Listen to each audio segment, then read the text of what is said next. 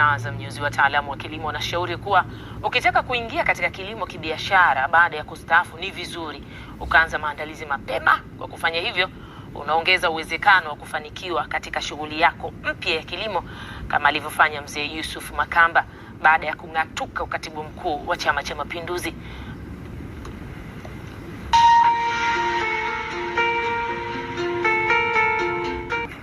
Wallahi nakwambia kwa dini yangu, nilianza na bata watano na bata 200 sasa.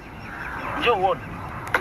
Nyumbani kwa mwanasiasa mkongwe na katibu mkuu mstaafu Mzee Yusuf Makamba, anafahamika na wengi kwa umahiri wake kwa kunukuu maandiko takatifu ya vitabu vya dini.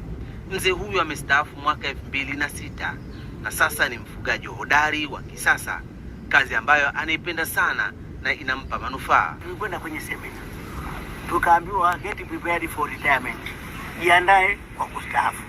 Mimi nikafikiria kwamba saa hizi ninafanya kazi, ninaipata pesa, nanunua nyama. Je, nitakapostaafu kinua mgongo hakijaingia, Mama Januari anataka hela ya kununua nyama, naipata wapi? Nifuge bata. Nimekutana naye na kutumia nusu ya siku kunipitisha huku na kule katika eneo la nyumba yake anapofanya shughuli zake za ufugaji, na unapomkuta katika kazi hii yake mpya, hana masiara, akiamini hapa ndipo chimbuko la riziki yake. Sasa mimi vocha itanisumbua, lakini unamkuta mstaafu mwenzako anapiga kelele, jamani, serikali tunaiomba, mafao hayatoshi, wastaafu utazamwe. Kama wakati mlisoma hamkujua kwamba mtastaafu, sasa mnastaafu mnakiona.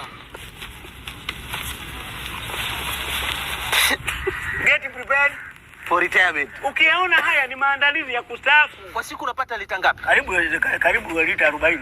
Kwa hivyo una uhakika wa kupata kiasi gani cha fedha? 40,000 kwa siku. Hapo bado mayai ya bata na bado kuku. Bata siuzi, bado mayai ya bata. Ni mzee alijipambanua mapema kwa kuamini kuwa anastaafu na shughuli yake kubwa itakuwa ufugaji pamoja na kilimo. Hofu yake kuu ilikuwa jinsi ya kuendeleza kujipatia kipato na asiishi kuwa masikini. Hiyo ndio sababu kubwa aliyojitosa mapema katika kilimo na ufugaji kabla hajastaafu, kama ambavyo hivi sasa anafurahia mafanikio yake na anapata zaidi mapato. Kwa hiyo mradi huu unaoona hapa, sisi tuna bima. Kama tukiamka kesho kuku hakuna hapa, tunakwenda bima. Watu wa bima wanakuja, tunalipwa, tunaanza tena. Kwa hiyo bima ni muhimu kwa watu wote wanaojiingiza katika ujasiriamali.